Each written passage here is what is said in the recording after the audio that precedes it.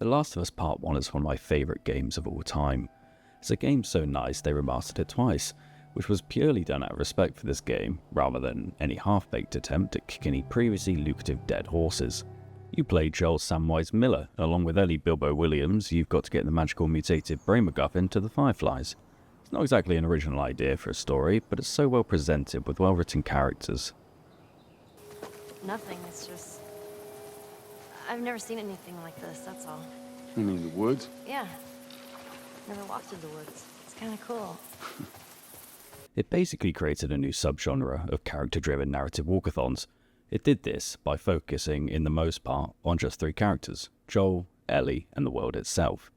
This type focus means by the time you see the credits roll, you know Joel, Ellie, and the world on a granular level.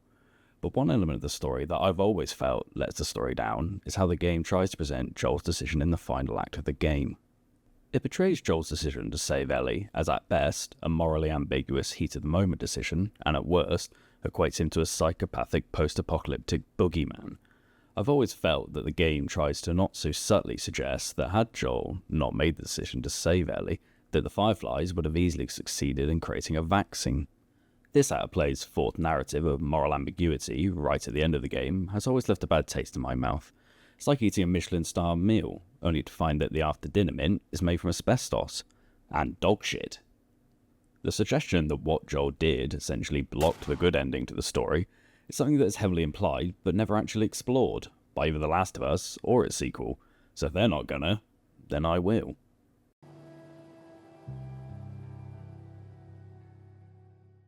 The world itself is a character in this story, and so by the time Joel decides to implement some violent redundancies on the hospital staff, you've seen just how far the world and society has fallen in the 20 years since the outbreak. Aside from the odd character here and there, most of the people we meet on our walking tour of the continental US aren't exactly upstanding citizens one vaccine away from packing in the murder, looting, and cannibalism in favour of a more mellow life working together for a better tomorrow. The game never really touches on this. The focus is very much on the creation of the cure, with no exploration of how it would shape the future of this world if they did succeed in making it. Based on the little information we get about the potential cure, it seems it would just stop you getting infected if you were bitten or exposed to spores. Oh well, not to worry. He's had his dose of the vaccine already. He'll be fine. The Last of Us isn't the first piece of post-apocalyptic media to not so subtly suggest that the true threat in a zombie apocalypse isn't the zombies, it's the people and what they're prepared to do to survive. A cure to infection would be overall beneficial, but it's like making the decision to quit smoking while on death row. A positive change, sure, but completely insignificant in the grand scheme of things. Even if everyone woke up tomorrow completely immune to the spores, it wouldn't change the fact that the world's a wreck, supplies are scarce, and most people would kill you over a handful of blueberries. Blueberries? Found a whole stash of them.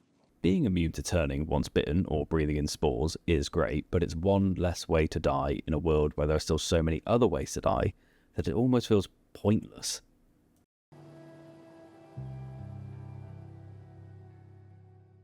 From the very start of the game, you've got a pretty good understanding of just why the Fireflies want a vaccine.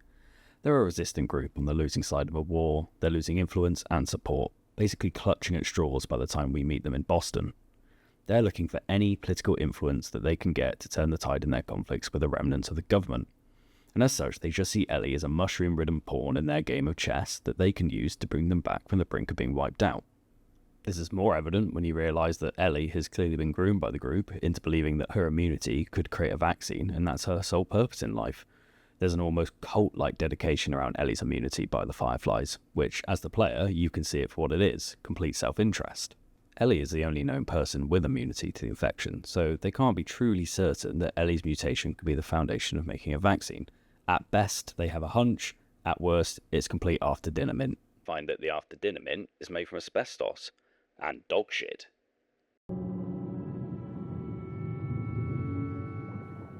When Ellie is brought into surgery, she hasn't even yet regained consciousness from her and Joel's impromptu swimming lesson earlier in the day, which is a pretty clear sign that the Fireflies knew it was going to be an uphill struggle to convince this 14-year-old girl to make the ultimate sacrifice on a pinky promise her death would actually mean something.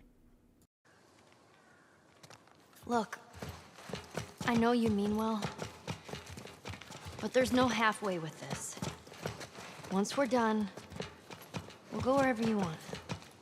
Okay? It's pretty clear that Ellie and Joel were both under the impression that whatever the Fireflies needed from Ellie to make the cure, it wasn't going to kill her. If the Fireflies had made this clear from the get-go, I doubt Ellie would have been keen on marching hundreds of miles into a harsh wilderness to her death, like some sort of post-apocalyptic Captain Oates.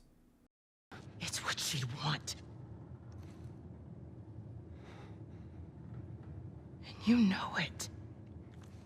Marlene tries her best here to guilt Joel into thinking Ellie would have been really into dying, and I've always found it odd that Joel doesn't pipe up in this scene telling her she's out of her unmutated mind if Ellie wanting to make a difference in the world could be equated to becoming a martyr for a cause she has no real stake in.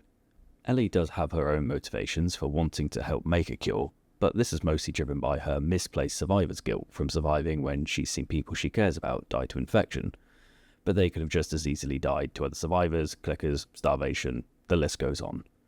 The same can't be said for Marlene, however.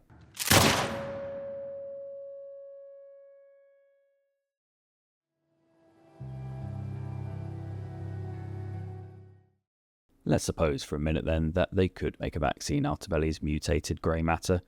Highly doubtful, with zero prior research on Ellie's condition and immediately going for an invasive surgery that would kill the only living immune person we know of and potentially damage the specimen. But come on, play along for fun. How exactly did the Fireflies think they were going to be able to mass produce a vaccine? Unless the vaccine primarily consists of 2x4 bricks and glass bottles, the chance of them having the resources needed to vaccinate even enough people to fit in a lift is pretty doubtful.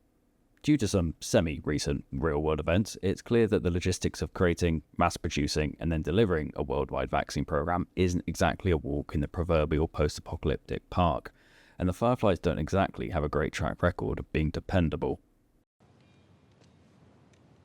There you go. Queen Firefly. The first time we meet their leader Marlene in Boston, she's been shot. And then later, we have a great rendezvous with some Firefly corpses at the Capitol building. No. Or my personal favourite, when we find the remnants of their base at the university, and they've hightailed it out of there, seemingly usurped by a pack of marauding rhesus macaques. Jesus.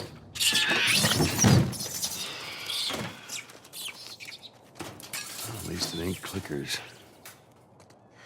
Yeah. No fireflies either.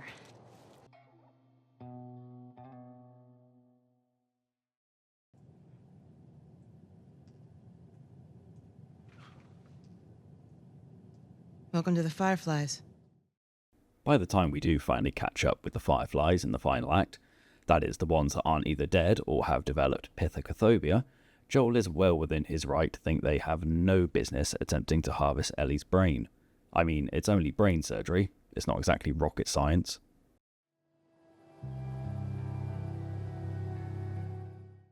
Joel's actions at the hospital weren't primarily driven by doing the right thing. Joel's motivations for saving Ellie are, for the most part, driven by his grief and selfishness. The trauma of losing Sarah and wanting to continue to use Ellie as a way of replacing what he lost and working through his repressed trauma is at the heart of what he did. But even removing Joel's personal motivations, when you look at the compounding odds of A, Ellie's brain being able to create a vaccine, something that's not even guaranteed, B, that vaccine being able to be mass-produced in any meaningful way to make an impact on the world, and C, a world full of jaded psychopaths accepting the vaccine. When you look at the odds of all these unlikely outcomes coming together, Joel didn't even need to have any personal reasons to save Ellie from surgery. At that point, it was essentially his civic duty to do so. The chances of Ellie's sacrifice having any tangible impact on the world is as likely as finding a stash of blueberries 20 years into an apocalypse. Blueberries. Found a whole stash of them. The suspension of disbelief that the vaccine could work and the reason why it was used as the moral final boss of the game is it's got some scientific basis that gives it credence. But you could easily replace resistant fighters with cult and vaccine with sacrifice to the pagan god of cordyceps, and the odds of either scenario having the result the game is trying to insinuate it would is pretty much the same, which is nil. But I held out faith in Mr. Druckmann to explore the hypocrisy of Joel's actions being vilified by the remaining Fireflies and Ellie when she inevitably found out. But I waited patiently, thinking surely this would be the key narrative theme in the sequel that would vindicate Joel and provide a more balanced take on what happened at the hospital.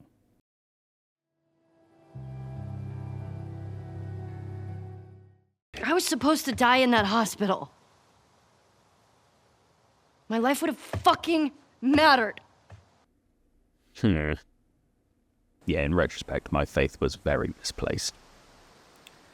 Which is a shame. I thought the game would try to explore Joel's decision once the initial dust had settled and we'd see Joel's decision shown in a more favourable light. Perhaps even Abby contemplate if her dad was maybe the one taking it too far and basically forcing Joel's hand into shoving a scalpel into her dad's throat. Or Ellie realising that Joel was the only one who truly had her best interests in mind, when everyone else wanted her immunity for their own gain.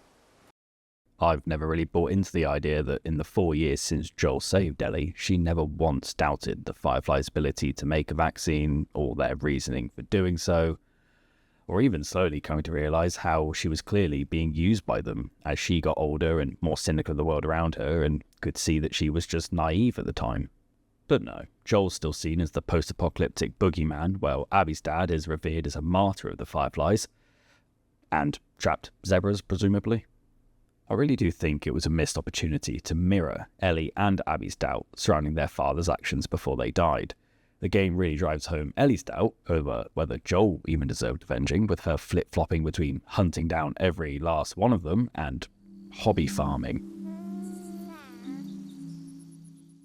Meanwhile, Abby doesn't even consider for a second that what her dad was prepared to do to Ellie was a completely self-indulgent pipe dream.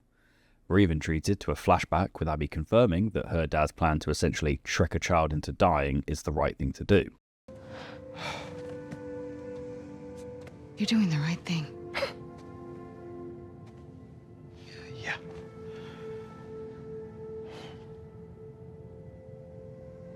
If it was me, I'd want you to do the surgery.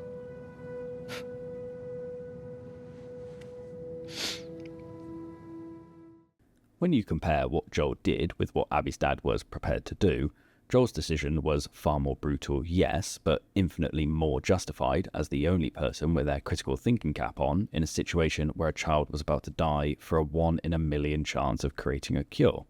And even those odds feel overly generous. The game does eventually explore Abby's guilt about killing Joel later in the game after she's finished teeing off. Joel, please get up! But this is more to do with Abby feeling guilty that her pursuit of revenge pushed everyone she cared about away as she realised she put her desire for revenge above the safety of her friends, that ultimately gets her friends killed. Not due to a realisation that, on reflection of her dad's actions, he was prepared to kill a child who had been groomed into believing that she was the key to a cure, when really it was purely political and driven by a cult-like mentality that it would work in the first place.